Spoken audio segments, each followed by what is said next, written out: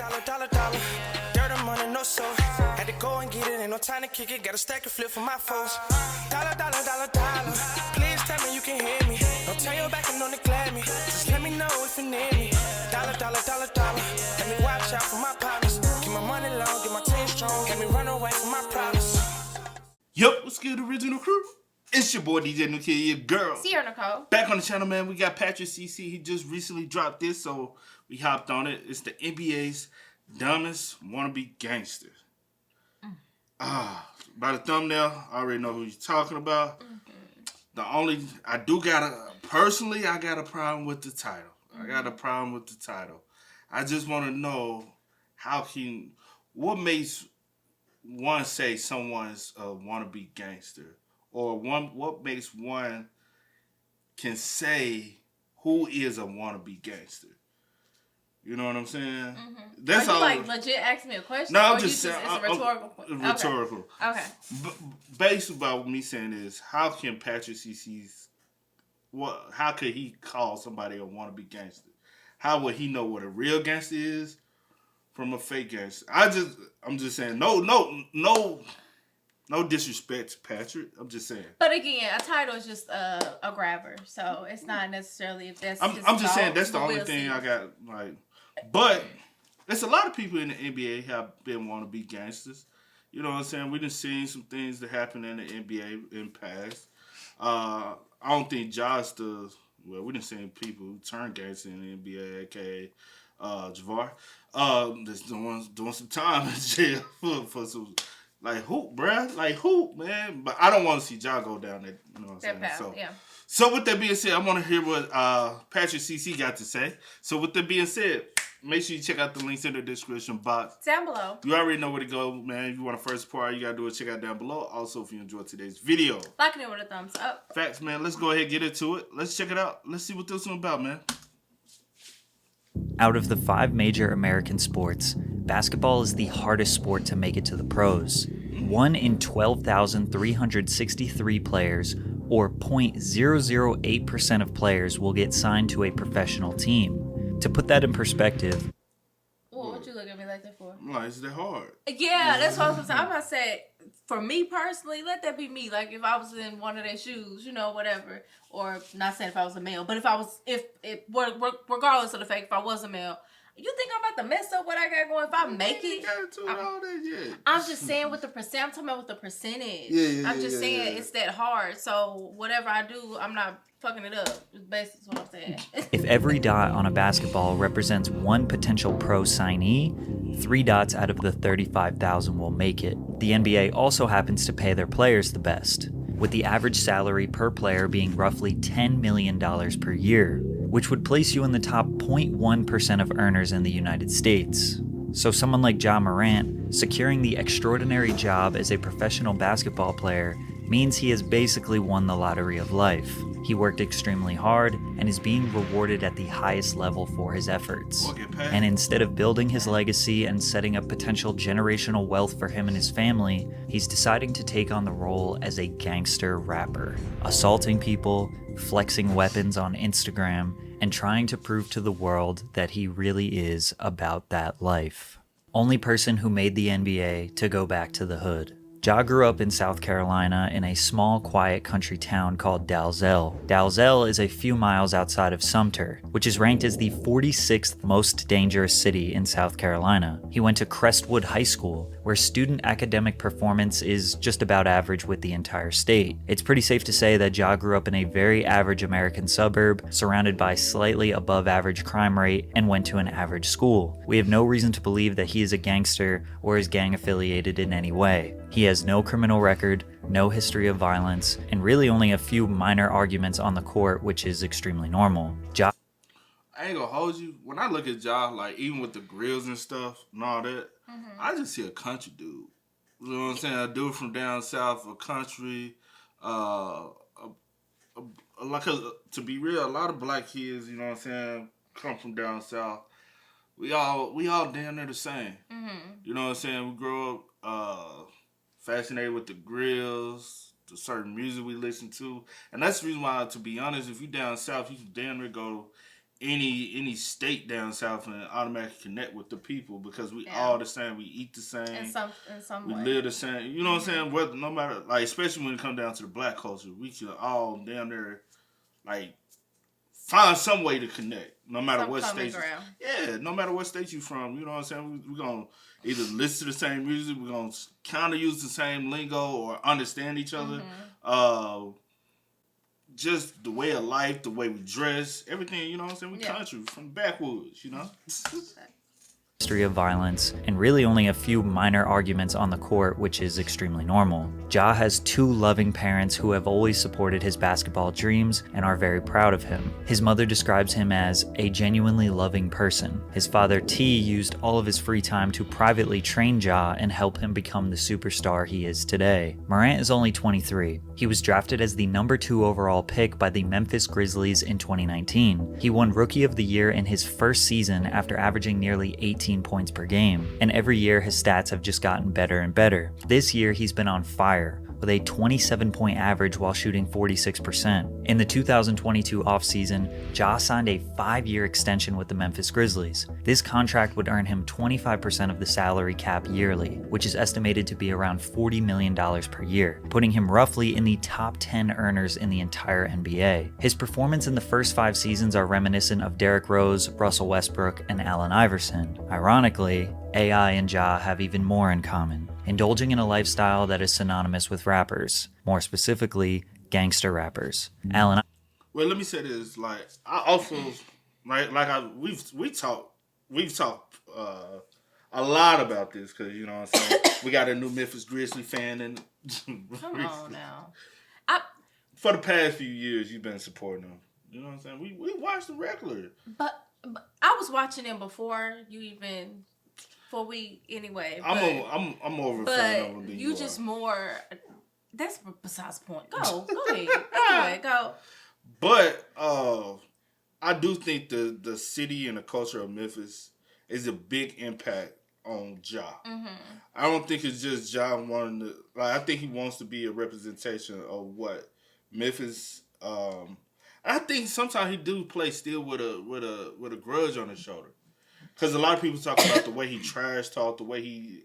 But I think a guy coming... Like, I think he still feels like he has something to prove, and people don't put the respect, so he goes out there like, yeah, I'm the... But with the trash talk thing, I never thought that was a...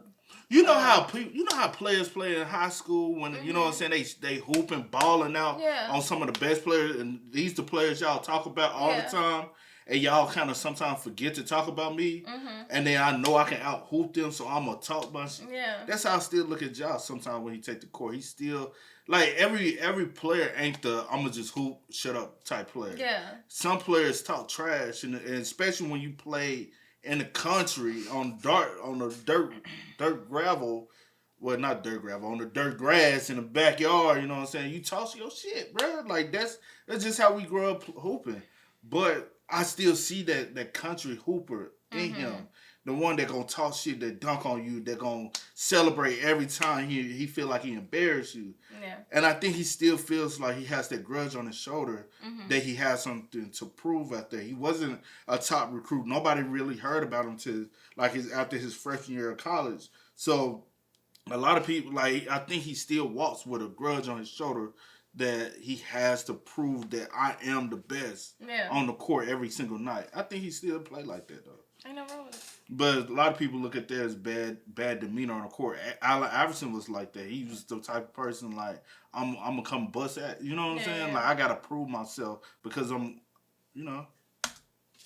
Allen Iverson. Ironically, AI and Ja have even more in common, indulging in a lifestyle that is synonymous with rappers, more specifically, gangster rappers. Allen Iverson liked to party, go to clubs, drink, and gamble, which ultimately led to the downfall of his career. Ja Morant, as of recent, likes to show people how tough he is. On January 3rd, 2023, TMZ reported that Ja Morant was allegedly involved in the attack of a minor during a basketball game in July at his Tennessee home. The two got into an argument, and the teenager said Ja approached him, put his chin on his shoulder, and asked a bystander, "Should I do it to him?" Then struck him with a closed fist, knocking him to the ground. From there, Ja continued sticking him while on the ground, and another man jumped in and began hitting the boy as well. Officers in the dock say they noted the teenager had a large knot on his head. Ja says he did strike the boy, but he was acting in self-defense after the boy threw a basketball at him. Morant told officers the teenager made verbal threats stating he'd light his house up as he was being escorted off the property. There are also separate reports that say that Ja hit the boy 12 to 13 times and even went into his house, grabbed a gun, and put it in his waistband,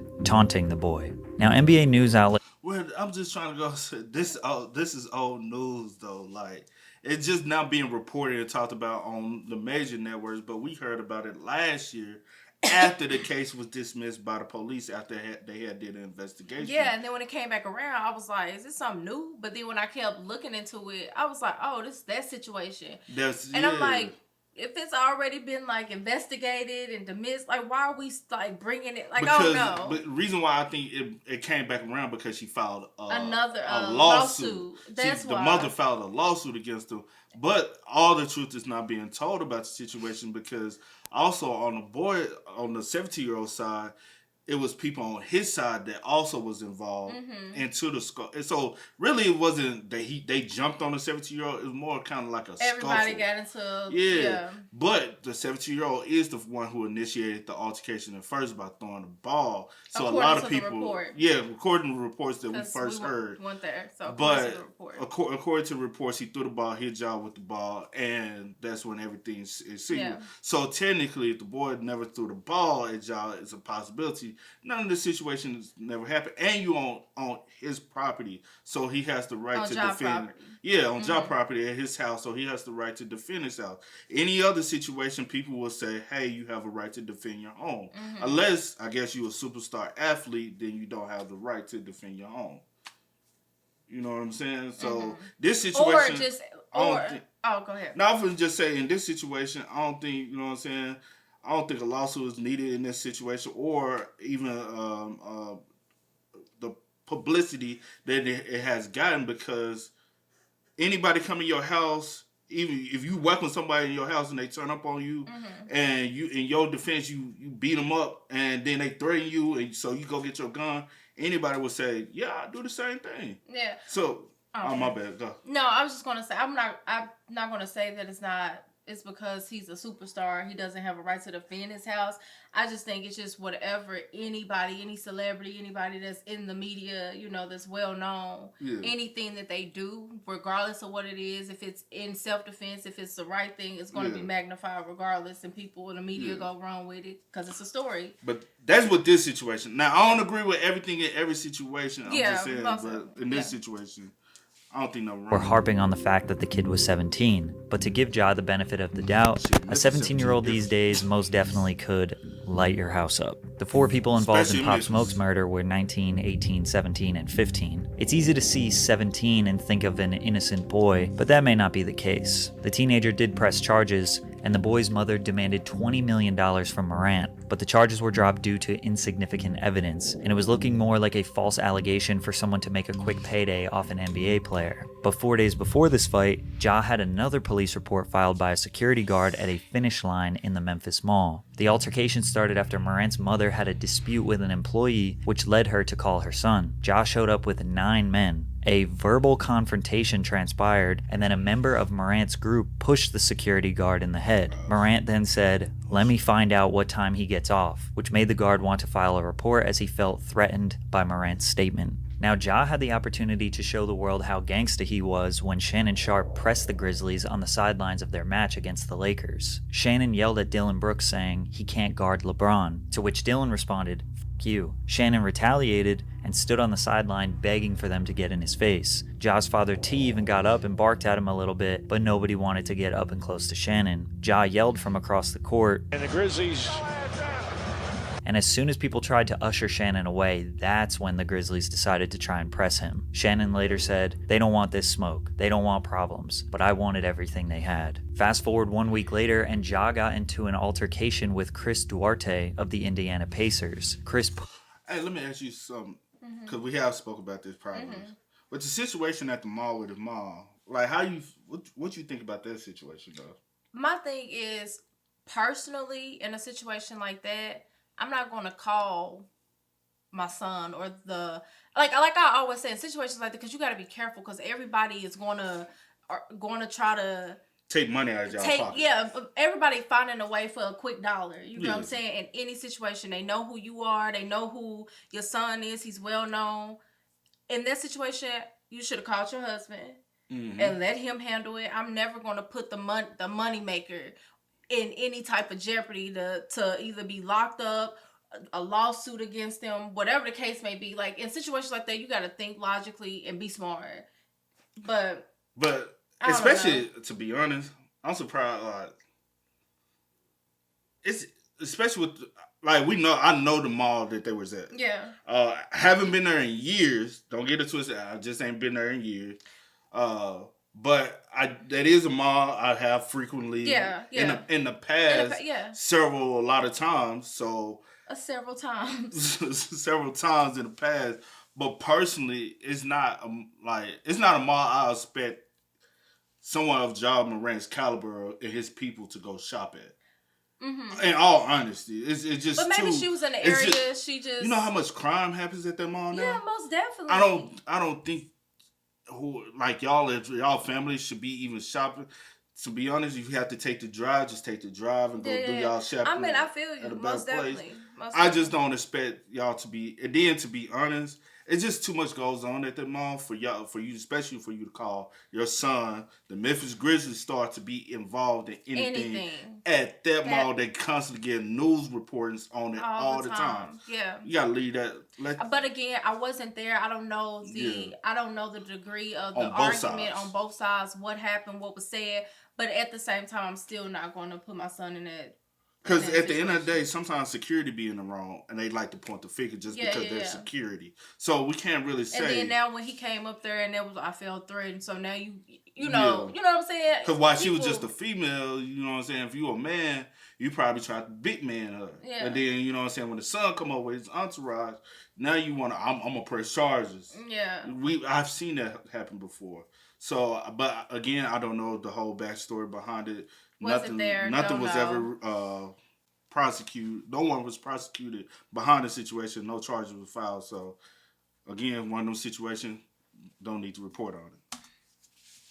Later, and Ja got into an altercation with Chris Duarte of the Indiana Pacers. Chris pushed him 3 times while Ja repeated, "Don't touch me," but Ja had some plans for retaliation after the game. Acquaintances of Grizzlies star Ja Morant aggressively confronted members of the Pacers traveling party near the team's bus in the loading area of FedEx Forum Arena. And later, someone in a slow-moving SUV, which Morant was riding in, trained a red laser on them. We don't know if Ja was the one who pointed the laser, and we also don't know if that laser was attached to a gun. But was Ja trying to do the first post-NBA game drive-by? I guess by comparison, it's not as bad as Gilbert Arenas. The Wizards player in 2009 brought a gun into the locker room and threatened to shoot one of his teammates over a card game. But let's not forget that last year at 2 a.m, Ja said to a Twitter op that it's free to see how hollows feel, referring to hollow tip bullets. And if that evidence wasn't enough, just last week, Ja went on Instagram Live while he was at the strip club and flashed a gun to the camera. This action prompted a 2-game suspension, as well as Ja deactivating all of his social media pages. Obviously, 99% of people denounced this behavior, but some people like Gilbert Arenas and Paul Pierce defended Ja, basically saying they understand why he carries a gun.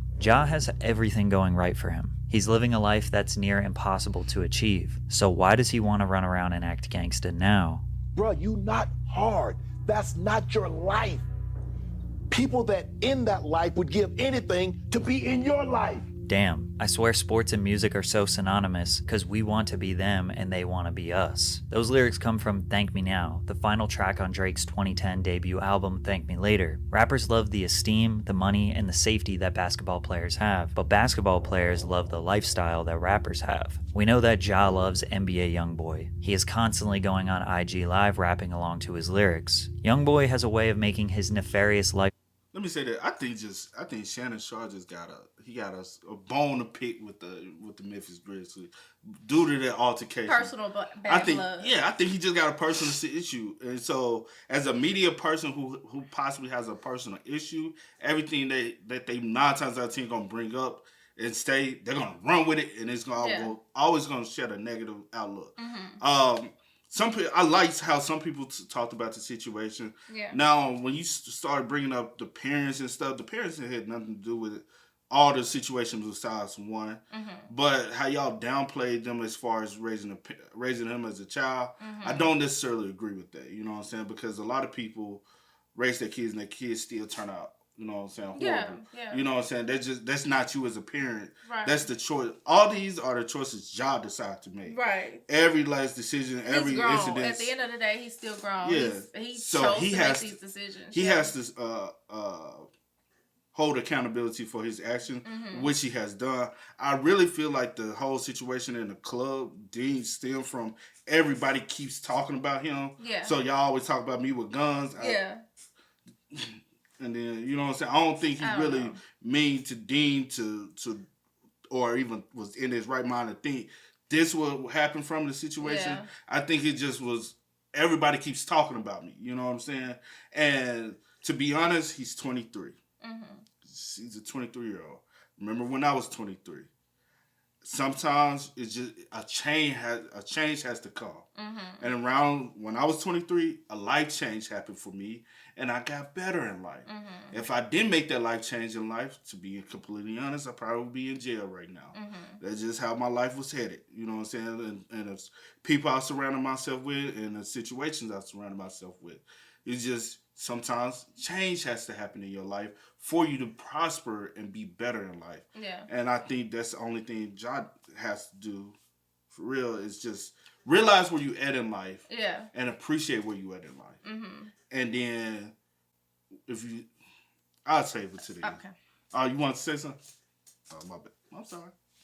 Sound fun and exciting, even though it's extremely stressful and he likely has a target on his back 24/7. Like we said before, Ja is from a small suburb in the middle of South Carolina, and we have reason to believe he's had a pretty solid and stable upbringing. He moved to Memphis, which is known for being a dangerous city, home to a lot of famous rappers. He became the face of the Grizzlies franchise, so everyone in the city loves him. When he goes to the club, where real Memphis gangsters probably hang out, they likely show him love. Even rival gangsters in Memphis could probably bond over the Grizzlies being their favorite team. He's getting a taste of their lifestyle, the lifestyle that his favorite rappers glamorize. They are bringing him places he never would have been able to go, and he probably isn't too worried about his safety because he doesn't have enemies. He wants the power and the respect that comes with having street cred, but he doesn't have to risk his life for it, and he has a guaranteed $10 million yearly salary. Ja has everything they don't, and he wants the one thing they have, but the one thing that they have requires them to be alert and prepared to risk their life at any given moment. Some people say 23 years old is enough to know better, but there's no doubt that a small reason why he's acting out is due to his age. 23 with enough money to do whatever he wants is dangerous, especially when his father is also indulging in his son's success. The NBA definitely wants to see Ja succeed, but if he continues down this path, he will be ostracized by the media, and eventually it will be too risky for any team to bring him on. His career will be cut short similar to other players who have tried these antics in the past. And the funny part about that is, his new friends that are bringing him into this lifestyle won't be there for him when he isn't a star basketball player anymore. Well, let me also say this. Are these new friends, though, to be real? Are these new people he's surrounded himself with that we know of? Because let's be honest, where he went to college ain't that far from Memphis. You know what I'm saying? Like, who knows? If I went to Murray State, I would have been hanging out in Memphis too on the weekend. That's the closest nearby city. You know what I'm saying? Yeah. Like, where he went to college at ain't that? It's right above Dyersburg. Like, it ain't that far from Tennessee lines. And then Dyersburg probably an hour and some, depending on how you driving to get to Memphis. So, like, to be completely honest, he probably hung out around Tennessee a lot. A lot of people, you know what I'm saying, that went to that school did come back to Tennessee and hang out because that was the nearest, like, really shopping areas or hangout areas, party-wise. So, to be honest, going to Memphis for him probably was like, I'm still staying at home.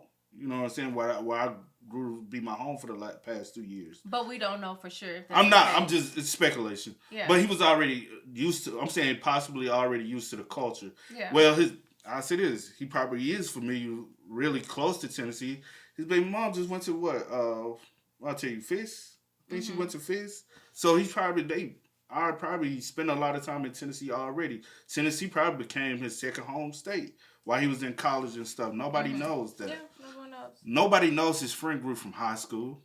Nobody knows his friend groups while he was in college. Everybody just deeming these are his friends now. To be completely honest, it's a possibility these people have always been in his corner. It just, as the limelight turns up, the light is starting to show more what's going on. You get what I'm saying? So who knows what's really... But regardless of the fact if he's been knowing them or not... I'm not... I wasn't... Go ahead. No, go with what you're saying. So I can make sure that I'm saying... Well, I'm not deeming what he's doing as okay. Okay. I'm just saying that. Because I'm about to say, yeah, regardless of the fact if these friends are new or old or whatever the case, at the same time, you still want people around you that have your best interests and that'll let you know what you're doing, like you moving a little, because a lot of people be having a lot of yes men around them. They just doing whatever, and they not like pulling you to the side, like, hey, like let's move a little smarter. Let's not do that. Let's not do this. You know what I'm saying? Because like I always say, at all costs, y'all need to protect the money man. Like if he's the one, y'all need to like not protect him like in the streets. I'm talking about like in sense of protecting what he's doing. Like if you see that he's not thinking level headed or whatever the case may be, like, hey bro, like that's not, like that's probably not smart. The light on, the eyes are already on you. You know what I'm saying? So I don't know. I also just believe the city can have a strong influence on his characteristics, how he carries himself. Maybe so, even from just hanging around with the rappers, with the rappers that come from Memphis. And like, let's be real though, like NBA, he ain't the only person around here that is a wannabe gangster. Most of the rappers that y'all deem gangster really like that are wannabes, and we get caught up in that lifestyle thinking, oh, my favorite rapper he really about that life, and he really not. You know what I'm saying? They really ain't never done nothing to be real for what they rapping about. Everybody want to rap about murder, but if they really have done a murder or did something of that degree, they wouldn't be rapping about it, and y'all wouldn't known about it because they'll be locked up right now. You know what I'm saying? If y'all favorite rappers was really who they portray to be, there's no way they can be a rapper. They were gonna be either dead or in jail. Maybe so. It's all honesty. You know what I'm saying? You really can't be really street and still want to pursue whether sports, rap, or whatever, and actually have money. It's gonna come at you. Look at all the RICO charges now. You can't be street and still want to pursue and get money. They're gonna find a way to lock your ass up. Yeah, most definitely. But go ahead. I just feel like, honestly, with Ja, he does need to take a step back, calm down. Hoop, bro. Just be. And I don't want to see you. I don't want to see you like lose all these endorsement deals. But I can't speak to as far as knowing people from what you deem as the suburbs and coming from a 2-parent household, having a better opportunity in life. I have homeboys who still are gang, which it's basically, I have homeboys who is about that life that actually come from the same background Jock comes from. Yeah. I've seen that. It ain't nothing good behind it at the end of the day. Nothing's good with being a gangster at all. No. So I just wish because he has so much capability in life, I just hope he's able to fully succeed. Right. And bounce back from everything, which I do believe he'll be able to if he just leave all the antics alone. Yeah. You ain't got to flash now, man. Like, you ain't even got to be back. Like I said, just go out there and do what you get paid to do. Yeah. You know what I'm saying? But still talk your shit on the court, bro. Yeah, you can still like. No, I'm saying still talk your shit. No, I'm just saying still talk your shit. You can still show out. Still be. But just leave the side antics alone. The side, right. But hey, man. Y'all spam us up. Y'all let us know y'all thoughts and opinions in the comments, man. But as always, I do go by the name DJ D Kid. This is we are. Had to go and get it. Ain't no time to kick it. Got a stack of flip for my foes. Dollar.